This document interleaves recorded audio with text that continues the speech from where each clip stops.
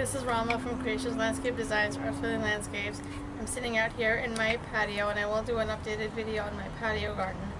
But what I wanted to talk to you about today is the top 8 design mistakes that people tend to make and how to avoid making those mistakes. But before I do that, I make videos about California native plants, drought-tolerant plants, sustainable landscapes, etc.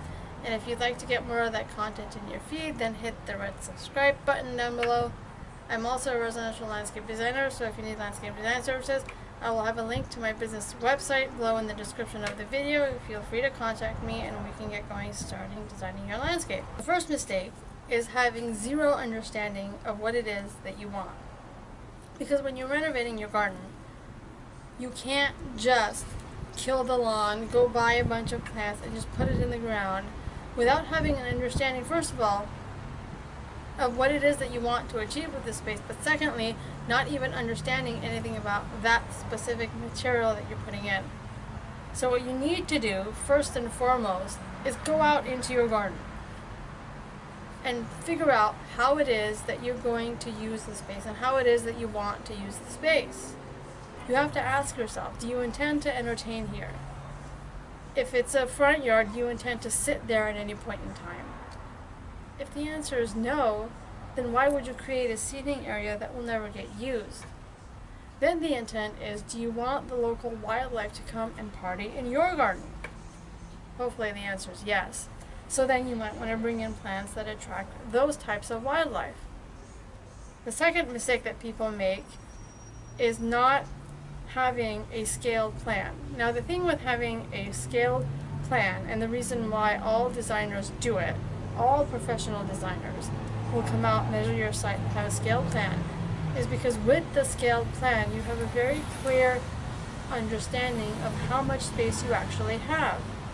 If a planter is 3 feet wide by so many feet deep, you can then understand what will realistically fit in that space and draw on paper what it is that will work. And that's one of the nice things about drawing on paper, or even if you use a digital drafting program to draw out your landscape, because then you can play around with different ideas. And you're not married to any of the ideas, and you haven't permanently put in any of the ideas. So if you go with one idea on paper and you decide a day later, oh, you know what, I actually don't like that, chuck the paper. You don't have to rip out anything that you've done or erase it or whatever. But you have to have a scale plan in order to understand the space that you have and what will work in your space. And realistically, the best way to do that is to just measure your site. Just casually draw out your site. And okay, this driveway is X feet long by X feet wide, and you draw a site plan using maybe a little scale that you can buy at any art supply store. And then that way, once you have that scale plan, you can realistically look at the amount of space that you have and be able to appropriately figure out what will work in the space. Or you could just hire a designer. The third mistake that people make is not understanding the site. And what I mean by this is not understanding what areas get more shade, what areas get more sun, what do the neighbors have that might impact what you might want to do. For example, if your neighbors have a lot of lawn, they park a boat in their driveway or whatever it is, you might want to, along that side yard where it connects to the neighbors, put tall plants so you don't see their boat or cars or whatever it is. Or maybe you have a lot of dogs and other animals that come to your yard to do their business, and you might want to say, okay, well, in the front by the sidewalk, I'm going to create a faux hedge using plant material to deter the dogs. Or maybe you don't even have a sidewalk, and you want to create a strip of sidewalk, maybe using decomposed granite, diamondia, or therapia, or some sort of ground cover, so that you create a fake sidewalk. And you have to understand these things about your site to understand what also will realistically work. If you have a really tall tree that provides a lot of shade, well, then you're not going to be able to plant certain plants that get a lot of sun, that need a lot of sun. And that's where you have to pay attention to your garden. What areas gets the best sun, the best shade. Or maybe your garden, let's say your backyard, has a really bitchin' view of the mountains. Well, you don't want to hide that view, So obviously you're not going to put any plants that get 5, 6, whatever feet tall. And you have to understand these things, and you also need to understand, do you have HOA requirements? Now, the fourth common mistake is budget. Now typically, they say that when you're doing a landscape, 10%, typically 10% of your property value is what it might cost to do your landscape, from the front to the side to the back. Maybe less, maybe more, depending on what you want. But having a realistic budget will help you understand, and if you're working with a designer, will help the designer understand how much it is that you have realistically to spend. For example, if you're considering putting in a pool, I will tell you the minimum cost of a basic rectangular pool, no slides, no fancy whatever, but just a basic rectangular pool and maybe a basic rectangular spa, is going to cost you at least $60,000 just for that. But that's a lot of money, and unless you have that money to spend and understand that you may or may not have that money to spend, then you may not be able to afford everything that you want. So you need to create a number, whether it's $10,000, $20,000, $30,000 that you're comfortable spending. And what I would suggest you do is go online. You can go to Houzz, look at the different projects that all the professionals have posted, and usually with each of those projects there will be a rough dollar amount, whether it's $1 sign, 2, 3, 4. That will give you an idea of what it costs to install that landscape, and you can say, okay, this landscape, similar to what I want, has $3 signs. Okay, that was moderately expensive. And then you can gauge roughly what it is and how much it might cost you to do something. Now, your cheapest materials always across the board are going to be the plant material, and what's going to really add expense is if you do any sort of hard surfaces in terms of flagstone, pavers, and the reason being, because those materials are inexpensive in and of themselves, but it's the labor to install them that costs a lot of money. But you need to understand, regardless of what you're doing, what it is that you can financially afford.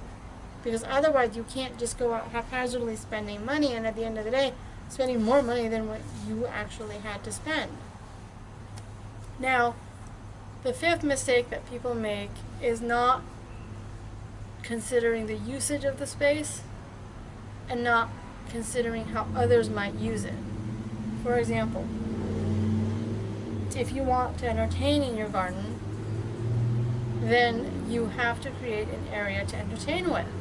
Maybe you create a little patio area, and if you're going to do that, it has to be at the minimum at least 16 feet wide. Just wide enough to put a nice, say, rectangular table with 4 to 6 chairs and be able to comfortably move around. If you make it 10 feet wide, people are not going to be comfortable and they might be squished. Or maybe you have dogs. Maybe you have dogs that want to actively use the space. Okay, so is there any part of the space where you might create a dog run or some place for the dog to do their business that's exclusively theirs? A space where the dog might just go out and sit? Or maybe you have kids or grandkids that may want to run around and play. So you may decide, you know, I like the idea of killing lawns, but I have young kids and I want them to be able to run around on a soft surface. Then that's perfectly fine. Have an area of grass, albeit hopefully a small area, where the kids can run around and play, where you might be able to put a small playset or whatnot. Or maybe, instead of having grass, you create meandering paths throughout the garden that then allow the kids to run around within the garden. But regardless, you have to consider who's using the space and what it is that not only yourself but everybody else that's going to use it will want to achieve with the space, and what purpose are they going to have in the use of this garden.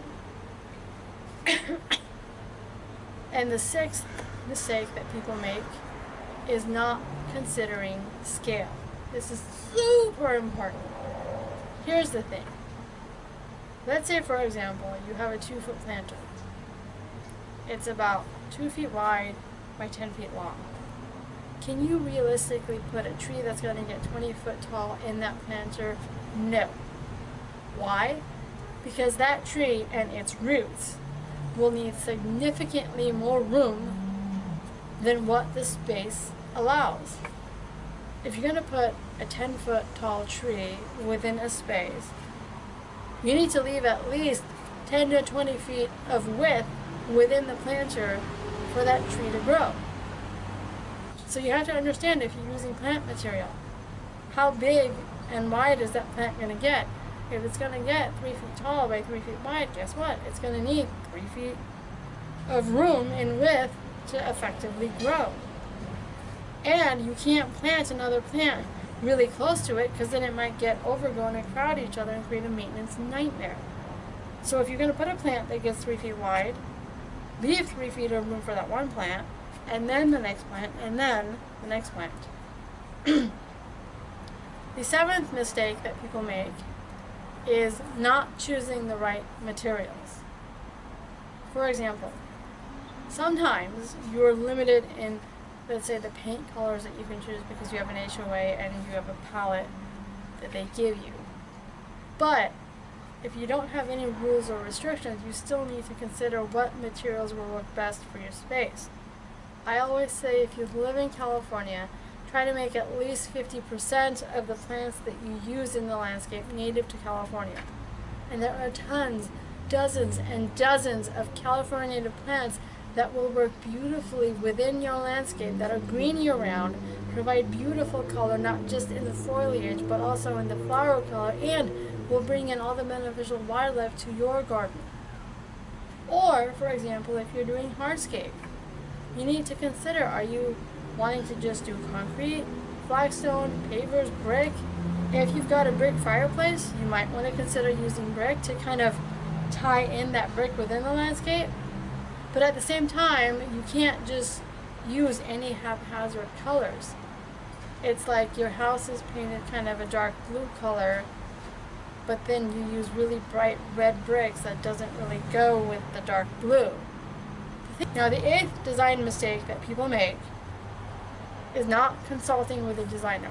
Now, I'm not saying that you have to hire a designer. Sure, ideally that's what all designers would love for you to do, myself included.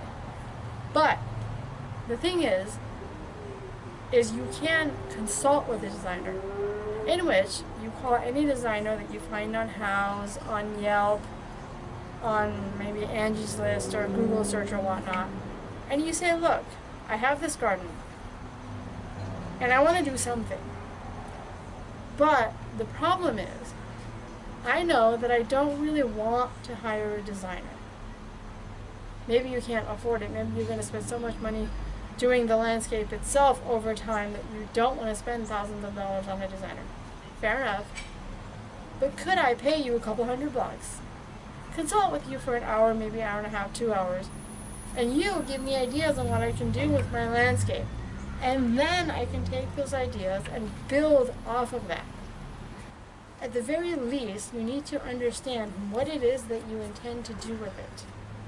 And once you clearly understand what you want with your garden, the things within your garden that you like, the things within your garden that you don't like, the elements and features of other pictures and gardens that you've looked at that you do like, and understanding all this, along with understanding what you can realistically afford, then you can take all this information, put it all together, and cohesively come up with a plan that works best specifically for your garden.